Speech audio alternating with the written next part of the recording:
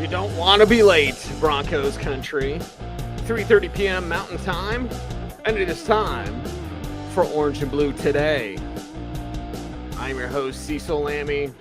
Andrew Mason on assignment means he's on vacation, a well-deserved vacation, as well as things are getting busy around the National Football League with the Super Bowl wrapped up. It is officially draft season. It is officially front office versus front office. The scouting combine is almost here in a couple of weeks, and the Broncos are looking at coordinators, including Rex Ryan. Are you ready for this? Are you ready, Broncos country? Now, we have a few different names to go over with this situation. Chris Richard, co-defensive coordinator and secondary coach, met with the Broncos regarding their defensive coordinator vacancy. Vance Joseph, we're back. He has met with the Broncos or been requested for an interview with the Denver Broncos defensive coordinator spot. Rex Ryan is perhaps the leading candidate for the Denver Broncos defensive coordinator position, and that is curious to me. Now, we all like Rex Ryan, the personality, right? Like, that's how most of us know him, from his personality. Let's go get a God-blessed snack. Got to clean it up. But, like, yeah, I think I even have a t-shirt of that somewhere. Somebody got me one of those, like, Rex Ryan, let's go get a God-blessed snack. Like, okay, yeah. So we know him as a head coach. We know him mostly as a failed head coach. He did have a couple of AFC championship runs with Mark Sanchez as his quarterback. Yes, Mark Sanchez, young Mark Sanchez too. And like, okay, I also know some behind the scenes stuff of Buffalo that doesn't really put him in a good light. Doesn't paint a real good picture for Rex Ryan. Now, my hope and my thought is that if you have Rex Ryan as your defensive coordinator, Sean Payton's going to ride herd on it. Now, that's a country saying, and I am a hick.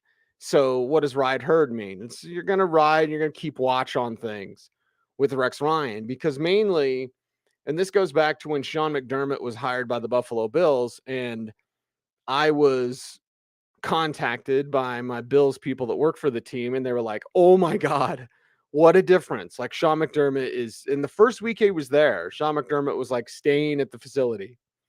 And I think he had a cot in his office or somewhere in the break room or something. So like, Sean McDermott showed up, immediately got to work, and it was a complete 180 from what the Bills people had experienced with Rex Ryan. Rex Ryan, from what I was told, again, these are from people that work for that team, is that like Ryan would basically have banker's hours. You know, it's kind of like the Matt Millen thing when he was with the Lions. Like, he'd show up at 10, he'd leave at noon or 2 or something. Like, he really wasn't putting in the time. That's at least what I was told about Rex Ryan. Maybe during the regular season it was different. And there's an argument to be made about like work smarter, not harder. And we know Rex Ryan had the big truck, the lifted truck, which always says so much that I don't think people necessarily know what it says or even wants to know what it says. But either way, like, we remember these things about Rex Ryan personality wise. We know he's a motivator. We know he hates Drew Lock. Like, we know he loves snacks, like all these sorts of things. But is he going to mesh with the culture that Sean Payton is creating in Denver? And that is a culture, and Sean Payton kind of alluded to it at his introductory press conference, is like, he's a tyrant still. He's a little bit of a tyrant, maybe less so than he used to be when he was younger, because as an older man, I can tell you that if it's not worth my time, I don't burn calories on it. Right? I open up Twitter and I see people arguing on Twitter. And first off, if you think Twitter cred is a thing, I want you to know that a low member number on the X-Files chat room back in the 90s. So I am a big deal. I have people skills, damn it. Like, I open up Twitter and I see people arguing on it, like Broncos reporters. And I was like, one, you guys would never say that to each other's face. Two, you probably never got your ass kicked by the way you're talking about another man like that. Like, you don't have any respect. And three, what a garbage waste of time. Like, absolute waste of time. So with Rex Ryan, that culture, it's like, okay, is he going to fit with the culture of Sean Payton? And Sean Payton brought up his tyrant. The reason I go off on my Twitter rant again is because Sean Payton said, like, as an older man, he'll know what to spend his energy on. He won't spend his energy on everything. If you're arguing on Twitter or trying to dunk, what is it, shot chaser or whatever, like if you're trying to dunk on people on Twitter, especially if you're punching down, you are a tool bag. And you're a bad person. You're a real bad guy. Like, it's just a waste of time. It's an absolute waste of time. And Sean Payton knows that as an older man, like, what's he going to spend his time on? You don't want to waste your time. It's our most precious asset. You don't have much of it. And in football, it's called not for long for a reason. So do you want to spend time, getting your truck lifted or having banker's hours and playing golf or whatever Rex Ryan was doing in Buffalo that wasn't work? Or do you want to get to work? Get your ass to work and know what is important and know what to do that helps your team the best. Is that going to be Rex Ryan? Now, I have full faith in Sean Payton, 1,000%. I have no doubts about Sean Payton.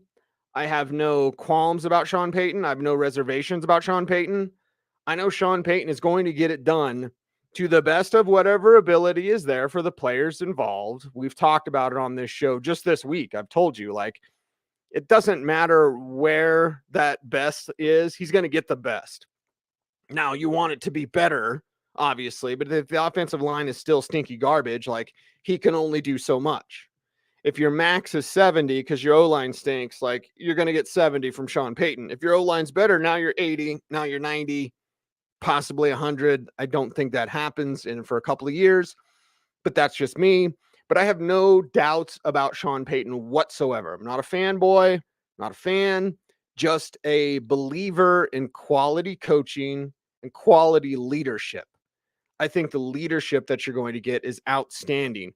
Rex Ryan, were he to be hired, would be the favorite, would be the, kind of fan favorite, maybe media darling, whatever. I need him to do a good job. And the Broncos need him to do a good job. They don't need him for sound bites. They don't need him for, rah-rah or anything like that. You need him to be good. Now, he's a good coordinator and a bad head coach. Sure, there's plenty of people like that. Dom Capers was a great coordinator, terrible head coach. Dick LeBeau, Hall of Fame, Dick LeBeau. And I think as a coach, Dick LeBeau's a Hall of Famer, not just as a player. Terrible head coach. You see that. Vic Fangio, great coordinator, awful head coach. So is that the case with Rex Ryan? Yeah, maybe. I'm just a little bit uneasy based on what I know from Buffalo, and that he had these banker's hours and he really wasn't putting in the work the way that Sean McDermott did immediately when he showed up, like complete 180. And you see the success that the Bills have had. And yes, Josh Allen's a big part of that success, but you just see the difference. And with Rex Ryan, you saw the monster truck and the sound bites and the, braggadocious, loud and obnoxious and whatever. You didn't see wins. You did with the Jets, again, early on, Mark Sanchez. But, like, okay, is he going to be good, and is Sean Payton going to ride herd on him? I know Payton will ride herd on him, and hopefully that'll prompt him to work smarter, work harder. I don't think he'll have banker's hours because he's not the head coach. So, that's a positive there as well. But if we look at this situation with the Broncos, like, the Rex Ryan thing is a name. It's interesting. Some would say it's exciting. To me, I'm a little apprehensive about it. I'm not apprehensive about Sean Payton. I'm not apprehensive about the rest of his staff. I am apprehensive if it is Rex Ryan, because I'm like, okay, you got a little soft, right? You get that TV money. And trust me, as someone who's worked in radio for 20 years, I look at my friends in TV and I go, oh my God, like, even local TV, like, you would be surprised what people in local TV, your local sports anchor that's on TV for 2 minutes a day, you would be shocked if you knew what he or she made. It's significant.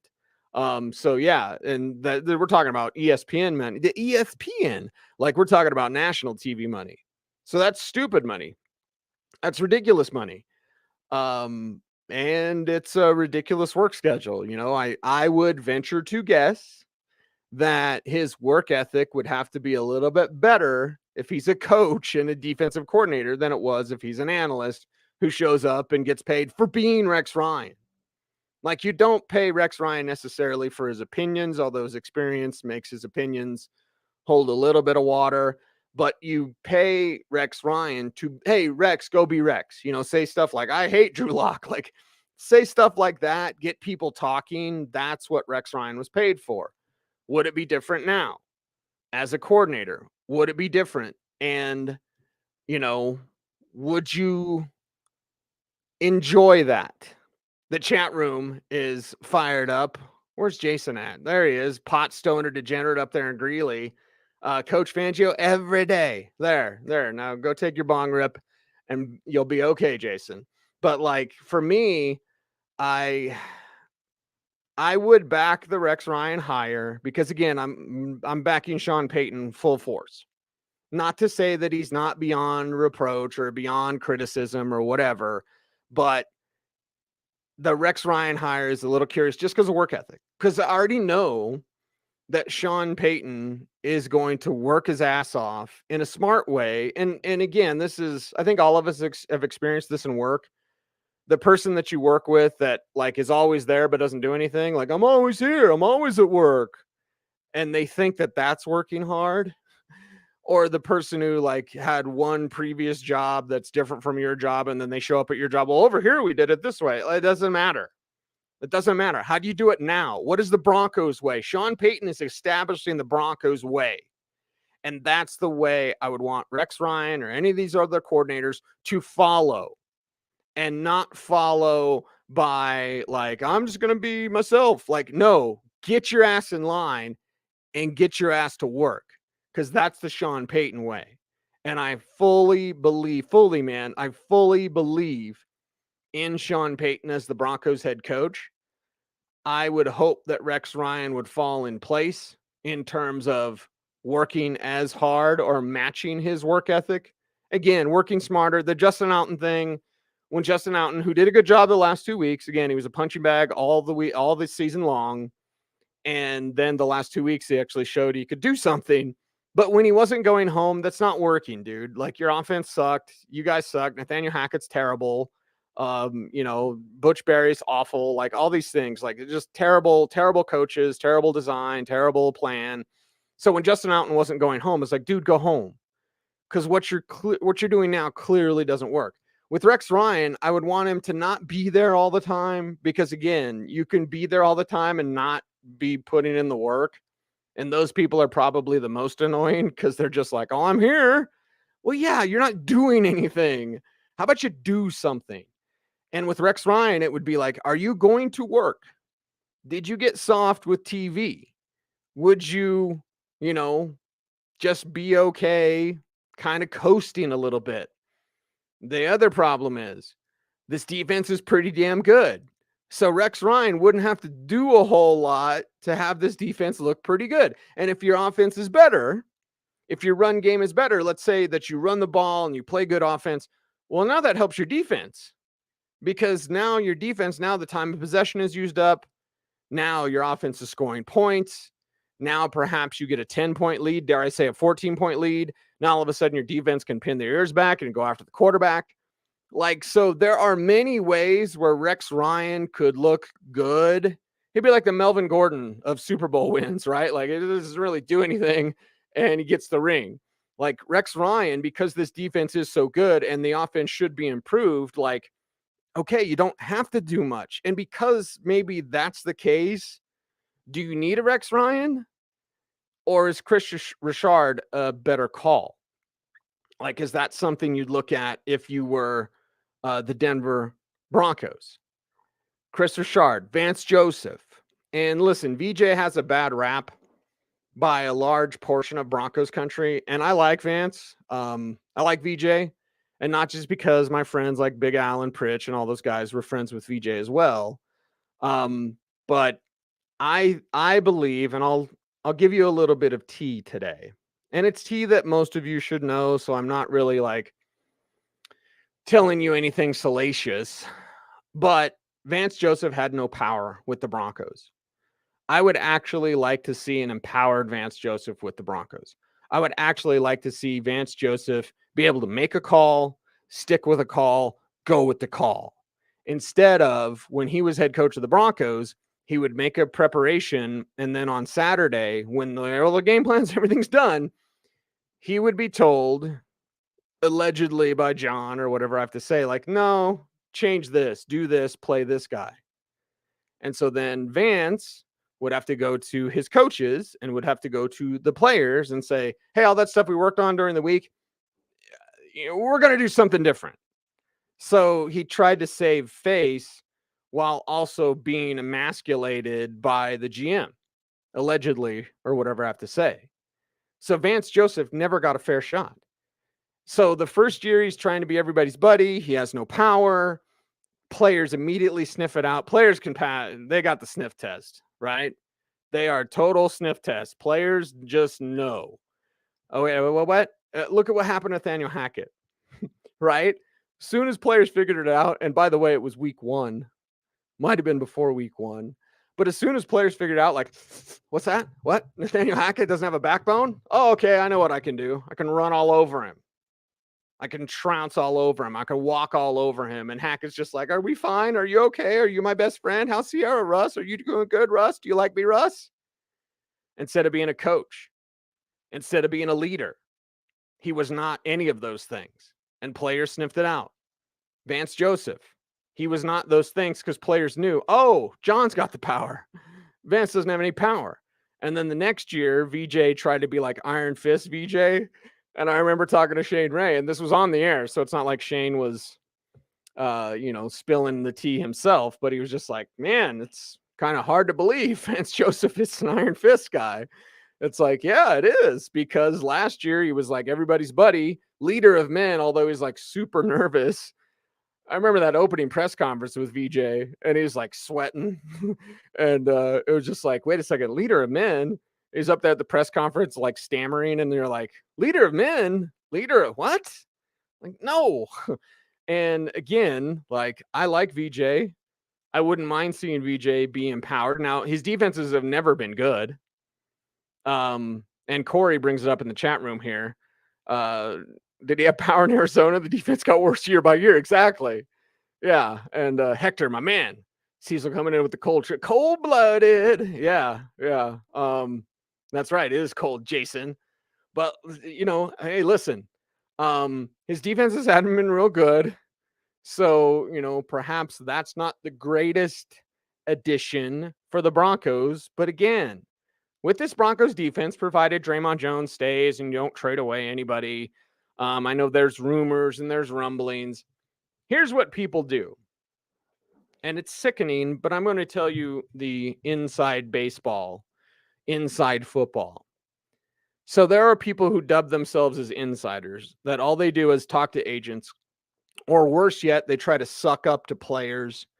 I know people in the media that even go to players' places of worship or places of business, like places they like to work out and hang out. And they'll because they're in the media and they sniff this stuff out, they try to go hang out with the players. The players don't want to hang out with you, man. I bowled with CJ Anderson just because we were buddies, right? I'm buddies with Dalton Reisner, but maybe we'll go to a rodeo together or something like that, but I'm not invading his personal space so I can be an insider. So these people, one, they're the worst people ever. Two, they usually just talk to agents, and agents will tell you anything. Hey, the sky's purple. Sources say the sky's purple. Yeah, okay, we get it. So here's what happens in these instances and situations is you have players that are just trying to keep people away. Players don't want to be friendly with people in the media. Okay. They just don't. It's a weird relationship. If you become that friendly with the player, you can have contacts and you can have sources and you can be somewhat friendly with players. I'm somewhat friendly with players. Other players like Donald Stevenson wanted to kill me, but and I don't even know why. I'm thankful that Broncos PR lied to him. One day he was mad at me for whatever reason. Hey, Donald, you can't play. Be better. And Broncos PR, because he was looking for me. And Broncos PR was he's not here today. And I'm standing right there. Anyway, I learned this story after the fact, by the way. I could have got smacked in the back of the head and not even known it. But anyway, where was I going with this? I'm telling you how these things happen because you have people now that are guessing so that they can say that they're right later on. It's awful. It's one of the worst parts of this business because the people that really know usually don't say. There's so many things. Let's say, for example, a Brandon Stokely. Stokely's got a few sources, huh? We usually know which one it is, but like, does Stoke really say a whole lot? No. You know, the guys, Ian Rappaport knows a lot. Peter King knows a lot. Peter King just floating out the Lamar Jackson thing. I was like, dude, you knew about that in November because all of us knew about that in November. But what's bad now is you're getting people that are floating like Broncos could tag and trade Draymond Jones. That's just a guess. And that is awful because now, you put that out there just to get clicks or to get people talking. And I get it. It's part of the game. But like I said, I just want to talk a ball. I just want to talk about football. I think it's a disgusting part of this business where people basically guess or lie to get people talking. And then if something does happen, because you can sense when something's coming on the horizon, you can pick up a thing or two, and not from agents, because agents, again, will tell you anything. But when someone guesses and then it happens and then they're like, I told you, just like I told you, they're the worst kind in this business. So I want to assure you, Broncos country, that like, okay, is there an opportunity for the Broncos to trade away some of your favorite players? Yes. Do I think it happens right now? No. Does anyone really know? No. Do you know why? Any guesses? Because this Walton Penner group doesn't have leaks. And the people that are getting leaks, you're going to get your guy in trouble. Let me just say this. If I was George Payton, I wouldn't be talking to anybody in the media. I'm not saying that George Payton does. I'm not saying that George Payton doesn't. But if I'm in a situation where I'm George Payton and I'm worried about my job, at least I should be worried about my job. George Payton hasn't been really good at his job. I probably wouldn't be talking or alluding to or getting the word out there. So anybody in the media, and it doesn't matter if it's local or it doesn't matter if it's national, I would shut the hell up. Because the Walton Penner Group and Sean Payton, they're going to cut out any sort of leaks. And I dig that, man. I really appreciate that. Now, from this side rumor standpoint, are you going to hear less? Yes. But it's also going to prevent the kind of leaky ship with the P, everybody, that we had with this team before. So do I think that any of your favorite players are going to get traded? No. Does anybody really know? No. So, like, it's something where you go, okay, is it a possibility of a tag and trade with Draymond Jones? Sure, that's possible. But has there been any sort of buzz like that? No. I heard about Lamar Jackson tag and trade in November. Peter King just reported it, and now it's kind of the buzz all over the place. So it's like, okay. And now Peter King feels comfortable moving forward with it. You also have agents involved. Look at the Derek Carr thing. Derek Carr is probably going to the Saints. That seems like a lock. But now Carolina's in it. Why? To make the Saints pay him more. And what is that? That's part of the game where you go, hey, can you put this out there so that, hey, and all it takes is Carolina agreeing to a meeting to show interest. Now, if you're the Saints, you're like, well, wait a second. We really wanted Derek Carr. We better pay, because the Carolina Panthers, like, even though that's agent-driven information. So again, be very cognizant and be very aware of where you're getting this information from. Because if you're the Sean Payton regime, they're going to run a tight ship. If you're the Sean Payton regime, you're going to bring back the Broncos way. Loose lips sink ships, baby. Okay? And there have been a ton of loose lips on this team. Like a ton. There's one person that's not here anymore. I won't give away too much, but there's one person that would not shut up with the Broncos, and he's not here anymore. So I'll just let your mind kind of wander on that one, but it's like, it's probably a good thing. And again, watch who the media doesn't like getting fired. Because let's say allegedly when Eric Studesville got fired by the Broncos and everybody was upset, like, oh my God. Yeah, it's because he tells you anything. Like, that's why people in the media were upset. Like, oh my God, Eric Studesville's gone. Yeah, your source is gone, per source, or whatever I have to say. So again, if I'm George Payton, I might want a zip of the lippa. It's just a guess. You want to keep your job, you better have tight lips with the Broncos because they're not letting leaks get out. No how, no way. Greg Penner, no leaks. Sean Payton, no leaks. George Payton,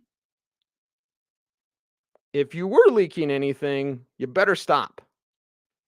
And if you're a friend of George Payton, who gets this information and you're running with it, you're putting your friend in danger of losing his job. Things are running tight now in Denver. And I dig that, man. I like that. I enjoy that. I want that. Anyway, I kind of get all over the place here on the solo shows. That's fine. It's okay.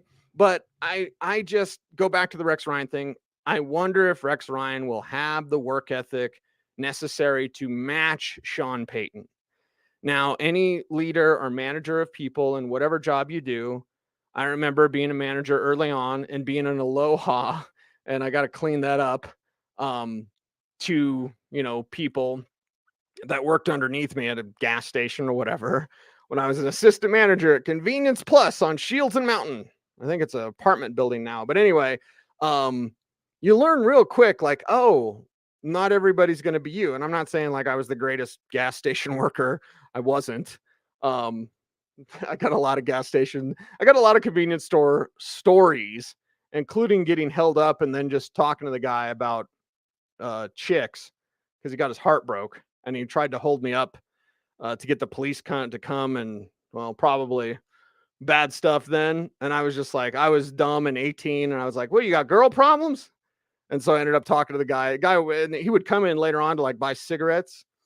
And I would just always be like, hey, there's that dude. I would tell people that work with me, like, hey, when I was working graveyards, there's that guy that wanted to hold me up.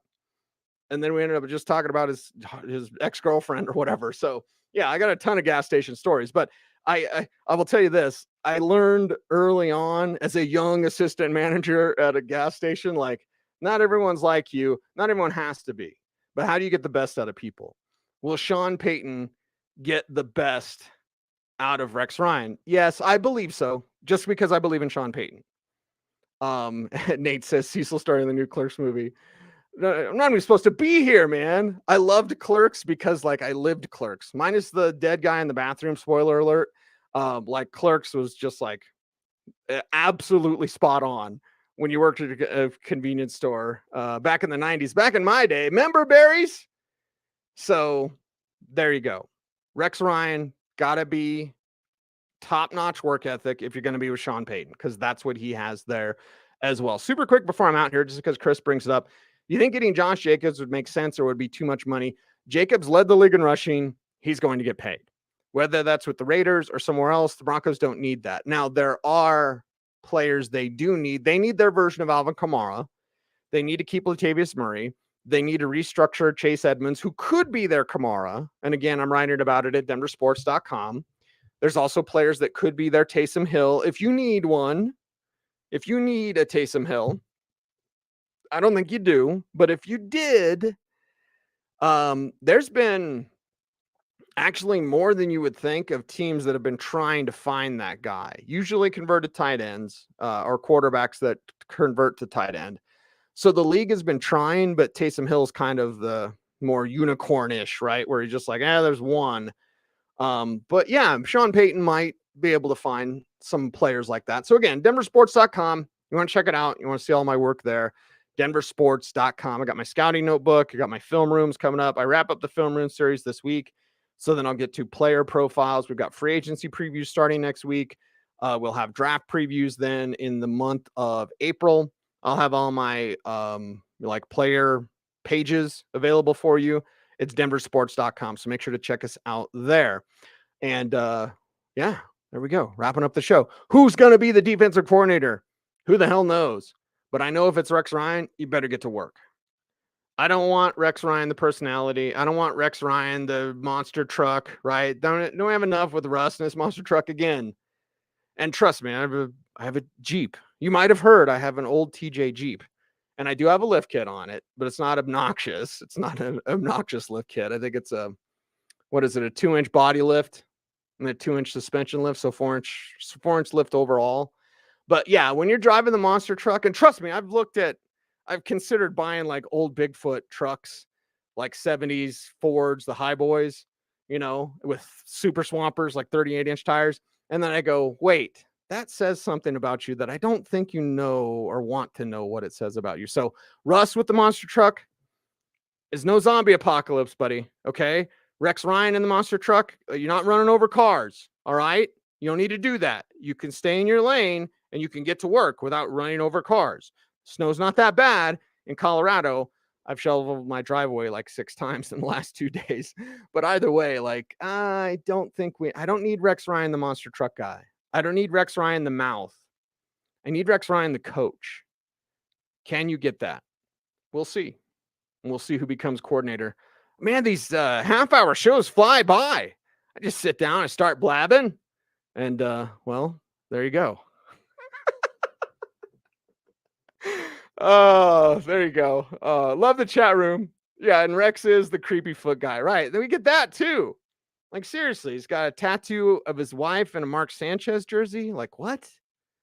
Who does that, man? And then he's got the creepy foot stuff. So it's like, okay. Rex Ryan, everybody. Let's get the coaches hired. And I don't think this is like, it's taking too long or whatever. Like, get the right guy. Okay. It's like I said, when they're searching for the head coach, would I have liked it to have been immediate? Yes, of course. I just want the right guy. That was Sean Payton, 100% behind Sean Payton. If that's Rex Ryan, whatever. If it takes another week, whatever. If it takes 2 days, whatever. I don't care. Get the right man and then go win. It's been too long. Anyway, I'm 2 minutes overdue. Appreciate you all. Thank you very much for listening, and appreciate you for following us along here. Denversports.com, Denver Sports Daily. I'm Cecil Lammey. Until next time, be safe, be kind, know that you are appreciated. Stay tuned, and as always, please stay frosty.